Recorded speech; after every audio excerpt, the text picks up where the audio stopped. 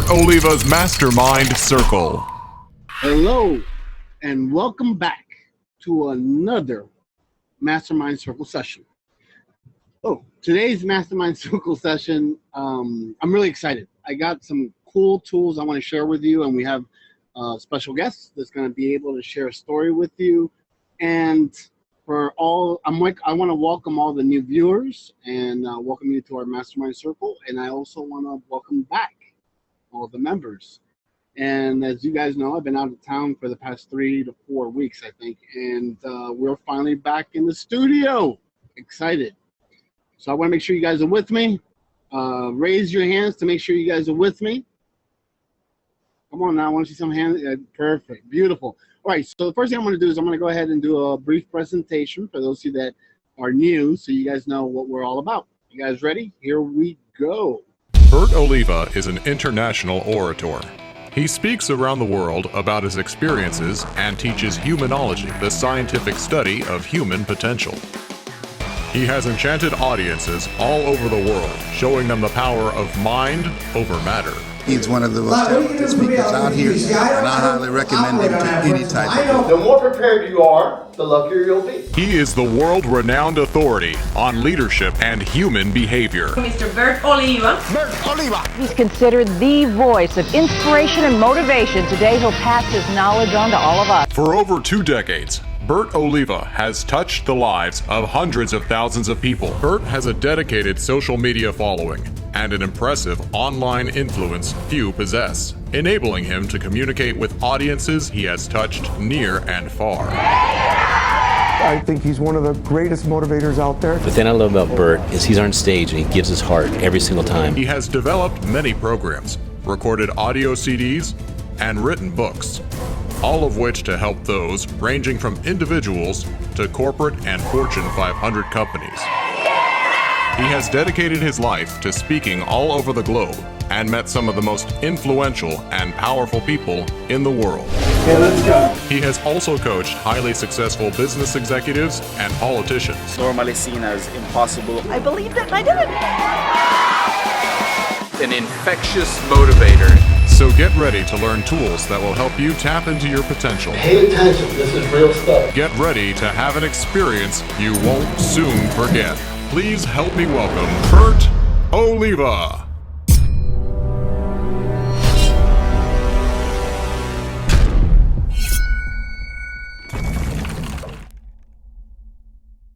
All right. I'm excited. Are you guys excited? I know you're excited. I have an amazing tool for you guys today. I need you to get your journal out. I need you to get paper and pencil. I need you to really take notes today. The tool that I'm going to be providing today is a tool that will help you for the rest of your life. And I know I say that about all the tools, but this was one of my favorites, actually. So what we're going to do today, we have a guest speaker. And this is really the area where, for the new members that don't know what's going on, and for the new people that we invited, this is where you get to share your message. You know, in life, we've all had a test or a mess. Test is part of a testimony, and a mess is part of the message.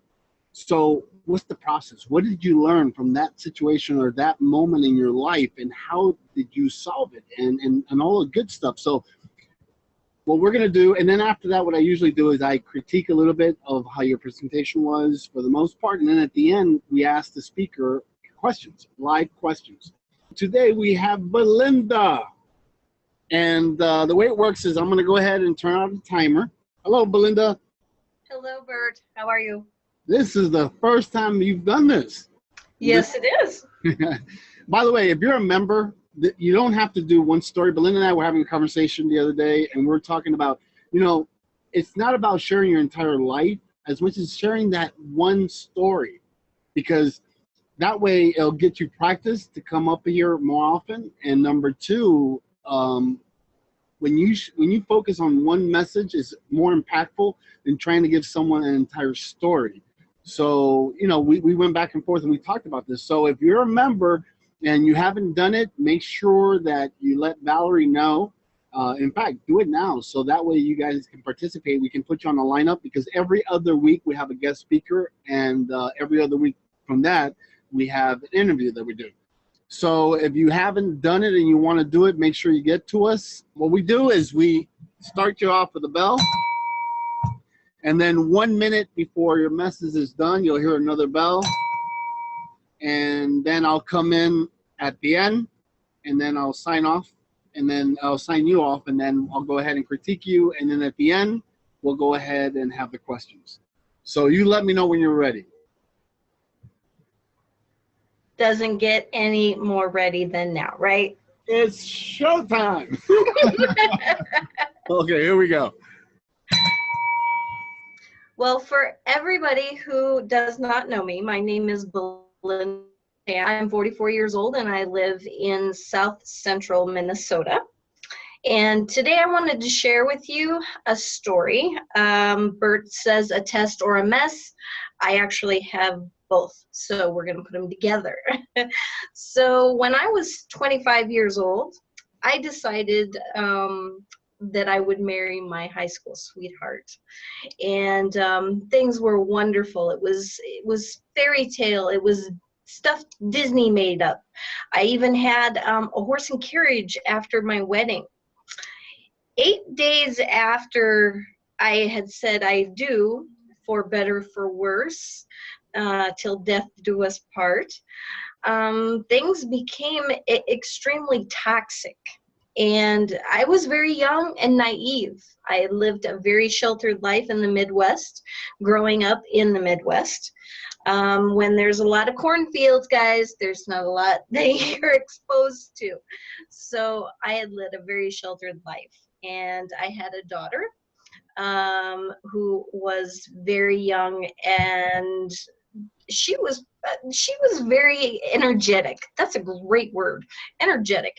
And during this time frame, my marriage deteriorated from day 8. So it went from toxicity to abuse to isolation to my friends abandoned me because they saw that the treatment of my relationship, I didn't understand what was happening to me. My life was falling apart. I lost jobs. Things in my relationship progressively got worse. This is when AOL was first introduced. If everybody remembers that wonderful sound of that dial-up tone, and if you do, that ages you a little bit, ages me. So I had met somebody with only a screen name, and it took me a couple of times of speaking to this person on a screen name. None of that stuff that goes on in chat rooms that people talk about all over the internet that's nasty or inappropriate, nothing like that whatsoever. Because remember, I was very naive and I had no idea what I was doing. So I never gave out any numbers. I never did any of that. I never took any chances on anything. So it took to the point where everything escalated as a attempt on my daughter's life for me to force myself into making a stand for myself the very first time in my whole life. And I actually waited one day till my husband had gone to work, and I packed 5 suitcases and picked my daughter up from school, who was 7 years old at the time. And 7-year-olds don't understand a lot about that stuff, or at least I did not believe they did. And I had 2 one-way tickets across the United States to meet and take safe harbor with a person I had never even seen their face. I had heard their voice, never seen their face. But I knew it had to be better than where I was.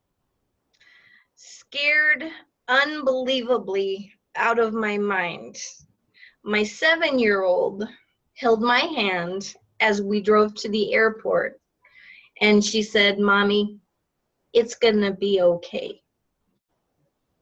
Now, the reason why I shared that story, and Bert told me I didn't have to share my whole life, but the reason I shared that story is because your circumstances don't define you. That life is a choice You can take risks and chances, and you can change your entire life. And now I am very independent. I live in Minnesota. I'm very happy living with my family and my grandchildren. And I'm a successful woman in business, and I have my psychology degree. All right, Belinda, thank you so much. By the way, you were on time. My clock here was acting up, so I'm a little off time, but you were on time. You did really well. The presentation was great. I mean, what can you say? You've obviously practiced. Practicing is important. You see, this is where you come to these sessions and you learn and you watch other people doing it. But, you know, I'm not saying you're flawless and it was perfect, but it was really good. And you were comfortable in front of the camera and so forth. But we will get to your questions later. All right, so all right, we're going to bring her back in a little bit. Thank you so much, Belinda. All right, so today I wanted to talk about conditioning. I love conditioning. It's one of my favorite topics to talk about, you know, because I always talk about the conscious and the subconscious mind. And there's a miscommunication or misfiring when it comes to certain things. Your mind will say one thing because what you see, you know, it's your conscious mind, but your subconscious mind is always picking up a lot of information. So if you have your journal and if you have a paper and pencil or notepad, take it out now. I really want you to take some great notes. This is real powerful stuff. And this is a tool that I have that I use in my seminars a lot. And it's an extremely powerful tool because it will answer your questions on, oh, okay, now that makes sense. So if you guys are ready, raise your hands to make sure we keep going. Come on now, raise your hands. I want to keep you guys interactive. Beautiful. Well, here we go. When we're born as a child, we're already conditioned on the conscious and subconscious mind. But on the subconscious mind, things are happening. For example, when you're born, the doctor will pick you up and tickle your feet, spank your butt, and for some people, they've been dropping their heads. Well, normally this works when I have an audience in front of me, but you know what I mean, right? I just want to make sure you're with me. What happens is that your subconscious mind will remember all those things later on in life. It will actually, you'll see how it falls into place. Now you're that baby. That baby becomes a toddler. You're like 2 to 4 years old. You're walking around the house and you're going, Mama, Dada. And depending on who you're talking to, Papa, or whatever name you give, you will get a response depending on how you communicate with that person. So if you go, Dada, Dada, or Mama, Mama, and depending on how you do it, they feed you, they go ahead and change your clothes, they go ahead and bathe you. You know, there's a communication going on. Now, let's say, for example, you're having your most difficult day, whether you're closing your biggest deal or you have an appointment you got to go to or you're having issues in your life, whatever the case may be. In that precise moment, that child comes to you and says, Mama, Dada, and they tuck on your shirt. They're like, Dada, Dada, Mama, Mama, and you go, stop. In that precise moment, you're sending a signal to the subconscious mind. The child's like, wait a minute, that's not what I usually get when I do that. So as you start growing up, everything that starts happening in your life starts creating an embedded command or trigger in your subconscious mind to create certain outcomes in your life or association, pretty much. Now, let's see, we keep growing up, right? You're like 12 years old now. You're like 12 years old. You don't want to go to school. So what do? You tell Mom, you know, I don't feel good. My head hurts or my stomach hurts. And what happens is that you start believing it so much that it becomes a reality. And then what happens? You get rewarded. For the most part, parents will say, well, if you don't feel good, honey, just stay home. Dada or Mama or Grandma or someone will make you soup and you'll feel better. However, you start doing this more and more often. So now you're like 18 years old, right? What happens is, you know, you start seeing people, dating, getting friends. And let's say, for example, you connect with, you know, your significant other, you know, someone. And that person goes ahead and gives you a foot massage and they tickle you and you say, oh, I don't like that. Well, the reason you don't like it and you don't know why is because your subconscious mind said, I didn't like it when I was born and they tickled my feet. So this starts happening throughout life. Now you become an adult. And as an adult, you start saying, you know, that stomach pain that you had, that headache that you had, that you kept doing throughout your life to create an association or a positive feedback because people will show you affection or they'll care for you because you're feeling that way. Now becomes a tumor, now becomes an ulcer. Now, what I'm saying is that, no, you know, just think positive things and everything will be beautiful. It's not like that. What I'm telling you is that you got to realize what has been done, or what have you allowed to be done, or has been done in your subconscious programming that's affecting your conscious life, what's happening every day. So remember, excuse me, if something has happened with you when you were a child, all the way as you're growing up, it's still going to be there in your subconscious programming, no matter what happens. Does that make sense? Are you guys with me? If you're with me, raise your hand. I want to make sure you guys are with me. Okay. Not everyone. There we go. I'm seeing a lot of hands up. Okay, now this is what I'm talking about. Now I'm going to give you a recipe, and I need you to write down this recipe. This is the way that we're conditioned as human beings. And I've done this all over the world, and it doesn't matter where you're at, what language, what creed, this is how human beings react. The first thing, it takes 45 seconds to change your state of mind or state of being. 45 seconds. How many seconds? I just want to make sure you guys are with me. So it takes 45 seconds to change your state of mind or state of being. So what that means is that if you ever gone to one of my seminars, I'll have what's called a victory dance. I'll have people dance, the whole audience, 10,000 people, 500, whatever the case is, and I'll get them to do a dance for 45 seconds. Why? Because it usually takes between 45 seconds to 50 seconds to change your state of mind. So one of the recommendations I tell people is that, you know what, download your favorite music, whatever it is. And you don't have to listen to the entire track to put yourself in state. If you listen to that track for like 45 seconds, your state will change. It happens every time. So the only one recommendation I have with that is, again, when you download music, because I like reggae, I like hip hop, I like Tupac. So what they've done with the music industry is they sell you on the beats. They put you in what's called an alpha state. And by putting you in that alpha state, you're in a tranquil state where you can take in information and you're wide awake. So you listen to the beat, you enjoy the beat. For the most part, we really like the beat. Sometimes we even know the lyrics, but we hum the song and so forth. So what I recommend is when you download a song, download the lyrics. Because nowadays with the internet, that's easy to do. Download the lyrics and read the lyrics at least 3 times. So that way, now you're conscious about the words that are being said. So you will make a conscious decision of what to accept and what not to accept. So even if the song has negative words or things that you don't like, but that beat puts you in a positive state, or it's an exciting state or a closing state. Excuse me, let me drink some water. Or in a closing state, or it puts you in whatever kind of state, what you want to do is you want to make sure that you repeat that state, because music is one of the most powerful tools in the world when it's used correctly. In fact, how many times have you listened to a song and you're at a friend's house and the song is playing in the background and you may be sad or you may be happy? The reason is, and you don't even know why, because you're hardly listening to it, but your subconscious mind picks up the least amount of sound possible, and you're like, wait a minute, I don't know why I'm feeling like this. The reason you're feeling like that is because you've been triggered in your subconscious mind by that song. So back to what I was saying is, I want you to download your favorite song, 5 to 7 songs, and every day, in the beginning of the day, start off by listening to 45 seconds of that song, and it'll put you in a great state. But remember, you have to read the lyrics, so whatever negative lyrics are in there will not affect you, because you already are aware of what the song is supposed to say. Does that make sense? If it does, raise your hand. I want to make sure you guys are with me. I don't want to lose you guys today. I'm excited. I've had a great day today. All right, good. Now, the next step, it takes 21 days. We've heard about this before. It takes 21 days to change or create a habit.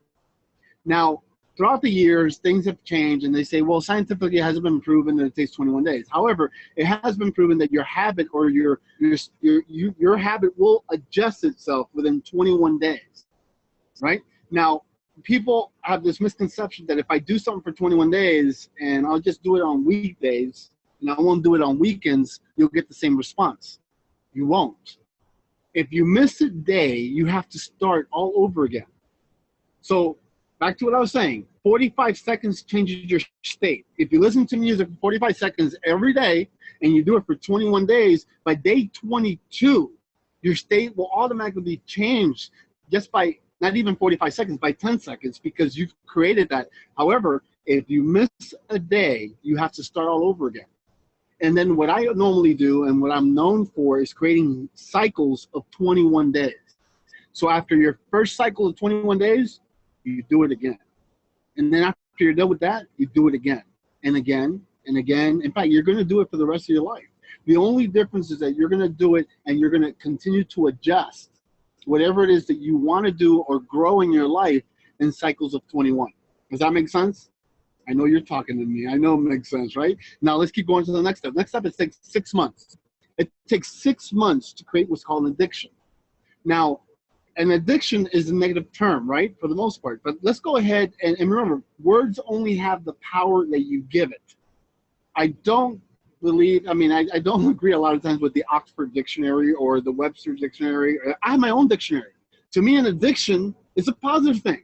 Because if I'm addicted to what it is I'm doing today, right now, what I'm doing right now, right this moment, I'm addicted to it. It makes me feel great. It makes me feel great to be in front of an audience. It makes me feel awesome to see people change your life in a positive way. So to me, addiction is not a bad word. However, the way you're triggered in your brain is that you will create an addiction within 6 months by doing the same thing. So if you do something for 45 seconds, then you do it for 21 days, 6 months later, it's kind of an addiction. It means that you're conditioned in having these things done. I'll give you an example. For those of you that have ever gone to the gym, have worked out, how many of you have ever noticed that if you work out and you do it for 6 months and then you miss a day or two or a couple of days, you start feeling ill. You start feeling like, what happened? What happened is that you're conditioned. So you're already creating you're kind of sabotaging your conditioning by not going to the gym. So what I tell people is you do things in this manner. This is the recipe that will adjust your life for the rest of your life. If you have children, start looking at these patterns. And there's one more part to this. You guys ready? If you're ready for the next part, raise your hand. Come on. There we go. That's what I want to see. It's awesome when everyone raises their hand and you have, a couple, like 75, 80 people in the room, you start seeing the whole entire screen getting covered with raised hands. So that's a good thing. So what happens is the next thing is it becomes 9 years. It takes 9 years to be institutionalized. Okay. Now what happens is, for those of you that have ever worked in corporate America or you've done certain things for 9 years, like you've been married for 9 years, then you've been institutionalized. Now the thing is that a lot of people have a negative connotation with that word too, but let's look at it in a positive way. Institutionalized is only negative when you don't want to be there. But when you do want to be here, it could be a positive thing. I'm institutionalized doing what it is that I do. I've been doing it for over 21 years, close to 22 now. So I've done it in 2 cycles already, over 18 years, right? So for me to come off of what it is I'm doing, it's going to take a long time or a lot of work. So you can start becoming institutionalized on things that you want to do. Now, let's go back real quick on some of the points, okay? 45 seconds changes your state. 21 days will create and change a habit. Now, if you are a woman and you don't want to have a child, you take birth control pills. If you notice birth control pills, 21 days is really the birth control pills. The rest of them are sugar pills. If you start looking at certain things in life, if you get a job, they tell you, we need 3 weeks of you to come in and do training. 3 weeks is 21 days. So I'm not inventing this. This is the way that we've been conditioned, but we haven't noticed it. And I'm bringing it to your awareness so you now can pay attention on how things happen in life. And you will start becoming more aware of these things when you start seeing 3 weeks training, when you start seeing, it takes 21 days, when you start seeing certain things happen, and now you listen to music, you understand, well, that song makes me feel this way. And this song makes me feel this way. So I'm going to start playing more of this and less of that. So now you're doing it for 6 months. Now, 9 years to become institutionalized. I'll give you an example. There was an interview done in 2020, several years ago, how the Vatican, and this has nothing to do with religion or politics, but the Vatican decided that we need new nuns. And in today's world, it's a little more difficult because by the time these women want to become nuns, they're not virgins anymore. So the Vatican says, you know what, we're going to go ahead and change our system. We're going to allow women that are not virgins to become nuns. However, if you watch the interview, if you look it up, it was 2020, and you look it up and you find it, you're going to see exactly what I'm telling you right now. They went ahead and followed these beautiful women all over as they were getting prepared to become nuns. There was this one lady that said, you know, I want to become a nun so bad. I am done with dating. I am done doing all these things. I'm ready to create a massive change in my life. So the cameras were following her as she got dressed up and she looked the part. She was going into that state. Everything was great. And then they followed her to the convent. And when they followed her to the convent, the cameras were not allowed in the convent. You know what else they said? Guess how long she needed to be in that convent before she can come out? That's right. For those of you that said 9 years, you're absolutely right. Because it takes 9 years to become institutionalized. So she was pretty much behind bars for 9 years. And you got to see that episode. It was amazing. So when you look at this, let's look at it, you know, the countries. When you look at presidents, our president of the United States, you know, has 2 terms. Each term is 4 years. Why? Because at 9 years it would become it could become a dictatorship. Because at 9 years now they're institutionalized, so it's harder for them to live without than with. Does that make sense? So as it is now, how do I use this, Bert? How do I apply all these things in my life? I mean, there's so much information you're giving me. How is it that I apply it? I'll give you some simple techniques to apply this.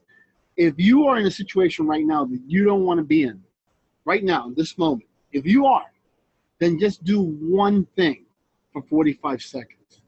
Do one thing every morning. In fact, do it 3 times a day.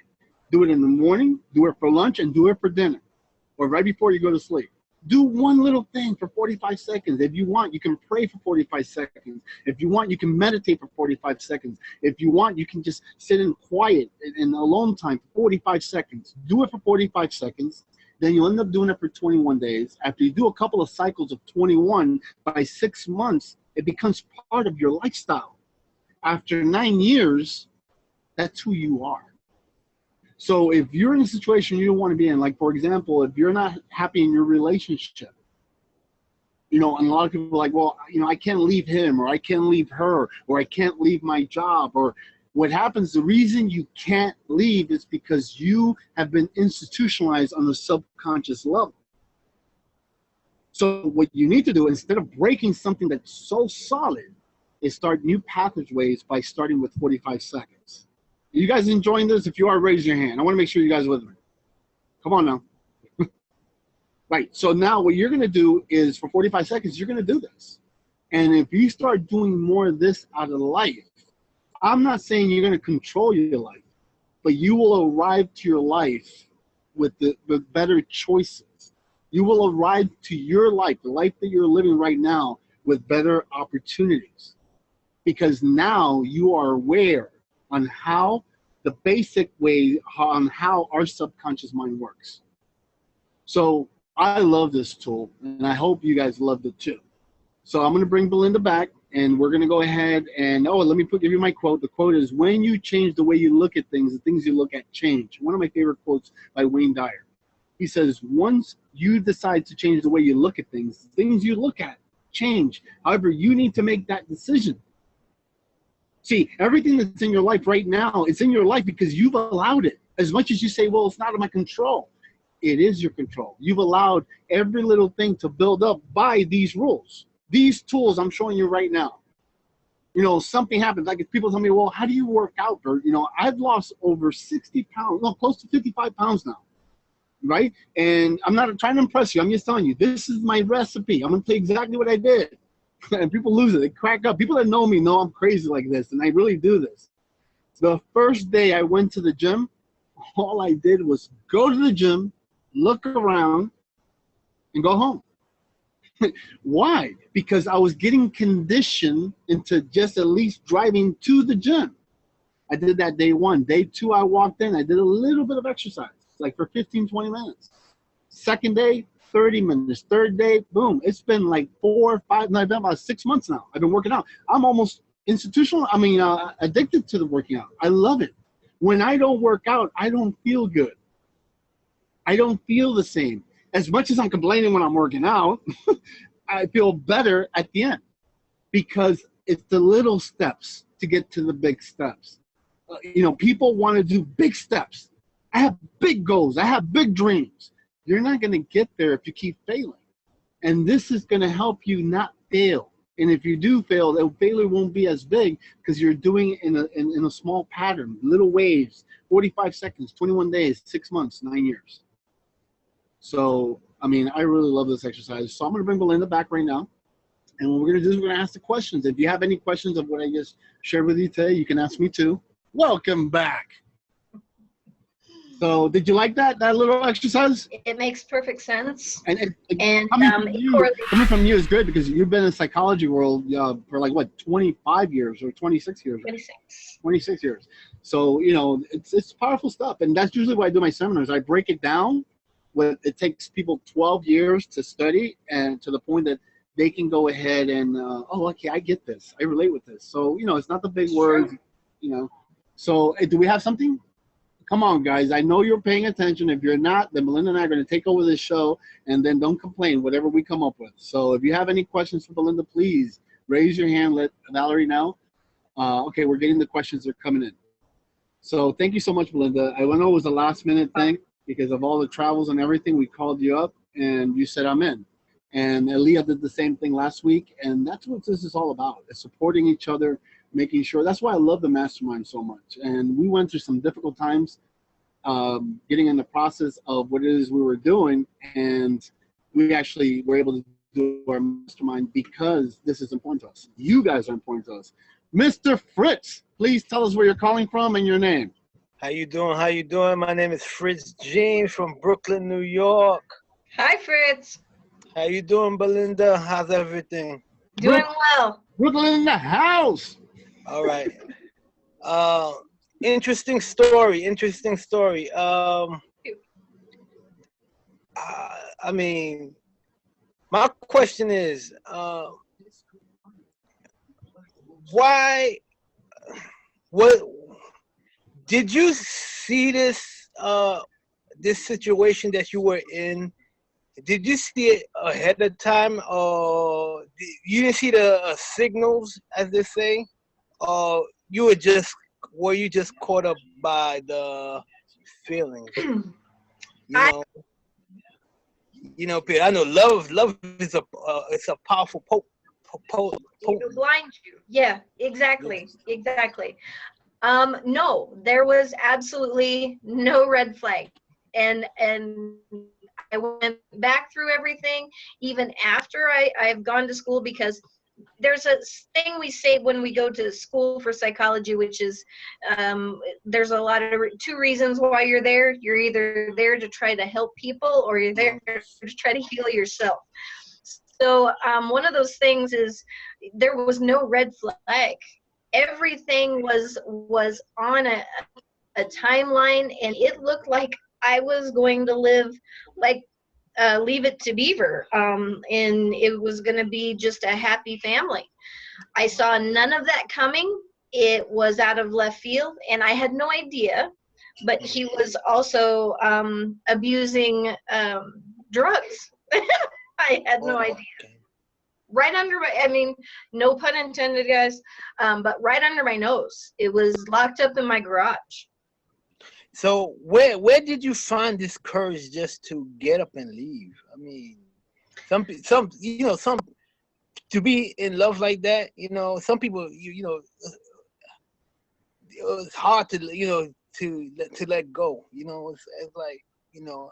So where did you find that courage? You're not kidding. As far as it's hard to let go, I tried to let go several times, Fritz. I really did, but I was under, and I don't want to get into a big discussion about this. I'm making a blanket statement, okay? I was simply trying to honor my marriage vows. I was trying to stay part of a family. And Bert knows this, Val knows this, the whole BOWA team, and everybody that is in the inner circle, was the attempt on my daughter's life. The day after that, Fritz, I knew I couldn't wait any more days. Action time. Great question, Fritz. Thank you so much. They want to know, how can you find your bad habits? A real telltale sign for finding a bad habit is if you find yourself in a stuck or a bad situation that takes away from your resources of your daily, whatever you need to live, money, shelter, food, anything like that, okay, your safety. And if you are sacrificing your choice of a habit over those things, and it keeps repetitively happening over and over, you've got yourself a bad habit, my friend. And if you do what you've always done, you're going to get what you always got. And I always say that. You sure you're not going to get different results? Oh, definition of insanity. That's right. Okay, so we have Aaliyah. She has a live question for us. Hi, Aaliyah. Okay, so tell us who you are and where you're calling from. My name is Ella Cristina, and I am calling from Miami, Florida. Nice to see you. And your question? Belinda, I wanted to ask you, did you have support from your family when you made this decision? No. That's a good question. No. Unfortunately, I did not. My family believed very strongly in the sanctity of marriage. And they also believed very strongly that I should never give up. So with that, my choice, she had a life. And then forgiveness and some healing started. But it took some time. I bet it did. But you're there and you did a good job. Thank you. Thank you. Thank you, Leah. You're welcome. You're welcome. Good night. Okay, look, we have another one coming up. Before the person comes up, so Belinda, I mean, you've used these tools over and over again because you were fairly young back then. So you've applied these tools in your life for other situations? Many. You talked about institutionalized. That, you know, being in psychology for 26 years, that does institutionalize yourself to like a non-stop. You just want to help people. So institutionalized, then that part becomes an addiction. So when people come to you, you become the fix-it person. You become a person that wants to fix everybody's problems. But after that situation that you actually left, I mean, does it become easier for you throughout life to leave when things get when things don't go in the direction that you thought they were going to go in? Like, how hard is it for you to take those leaps nowadays? That was probably the biggest risk I've ever taken in my life. And I did it because I knew that if I'd stayed, that could have potentially been way worse than where I was going. So taking risks now, I would say I calculate them a little bit better. Going to school gave me a lot more education for it so that I can weigh it out. But yeah, it is hard. Yeah, I figured that. So we have someone else? Hi, this is Alexa Oliva calling from Miami, Florida. Hi, Alexa. I want to know where that plane took you. Oh, you want to know where the plane took me? Yes. The plane took me okay, I left Omaha Air Force Base at around 3:30 in the afternoon in the Midwest, never going anywhere. It landed in New Hampshire around midnight. And after, for you guys travel a lot, and I didn't, so those segways are closed off, so you can't really see who's there, right? Yep. So when I got off the plane with a 7-year-old daughter, and I looked, I saw nobody.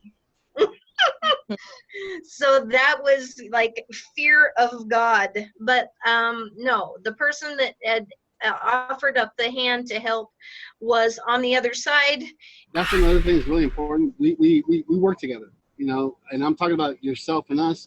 You know, you've been working with us for a while now, and it's funny how a lot of times people don't communicate.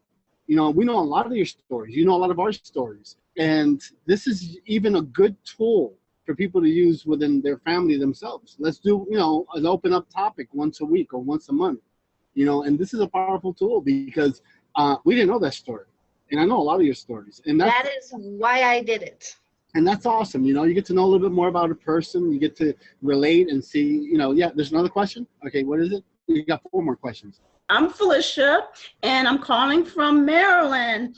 And I just wanted to tell B that I appreciate her sharing her story and empowering other people and letting them know that they are going to be okay.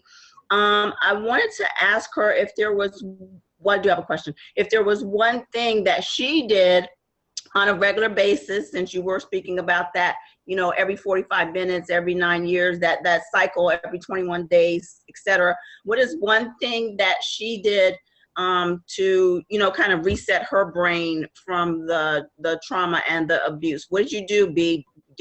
How did you empower yourself, on a constant basis, which is the theme of our session tonight? Now, with the situation, Felicia, it was every 45 seconds. Yep. I had to continuously tell myself, I'm safe. I'm going to be okay. Okay, that was the first thing.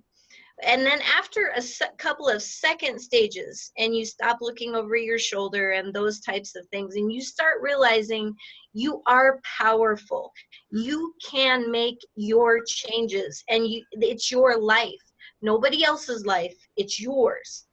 So when you realize that, then it became, it was more of an addiction to make sure that I could empower and check in with myself that I was okay. So does that make sense? Yep, makes sense to me.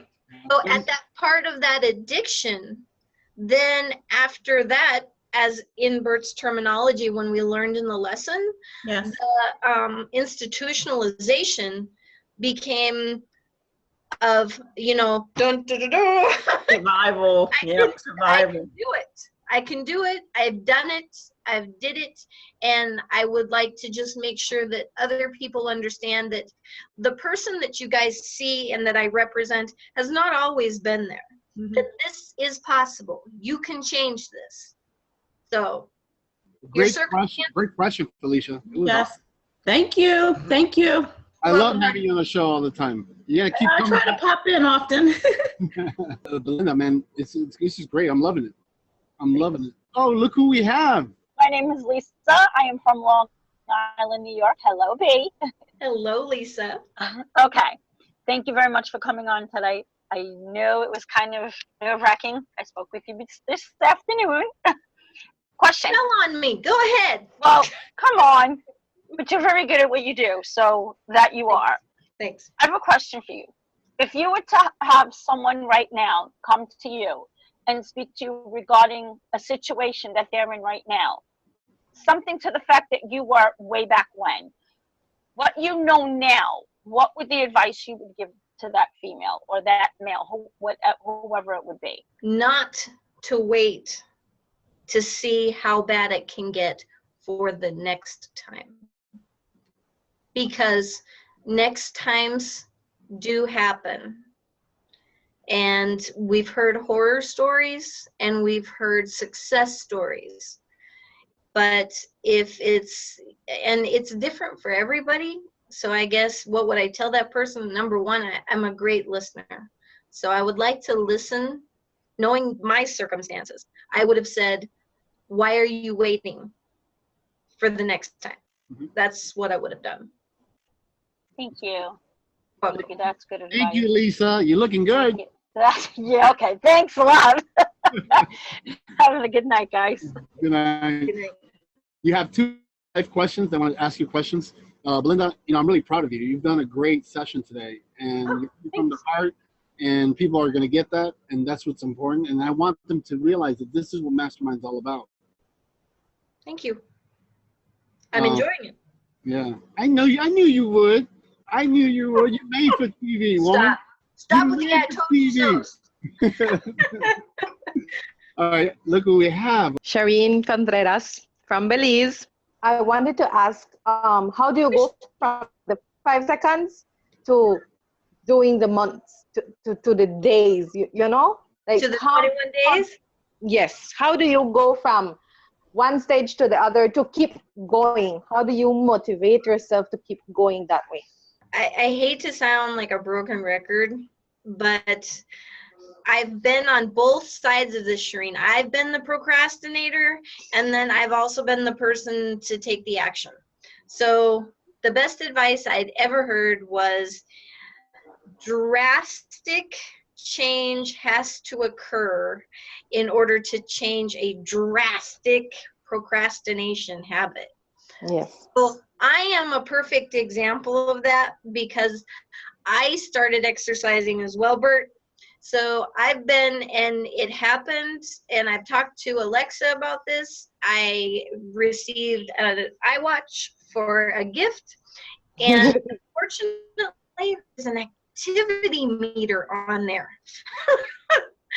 And I am obsessed with looking and making sure that I meet my goals every day. So, or though, I would say, you know what, I walked enough today. I don't need to. And I would do that. Or I don't need to make sure that I make that phone call again today. I'll call him later. Mm-hmm. The problem is I learned the consequences from not taking the drastic action.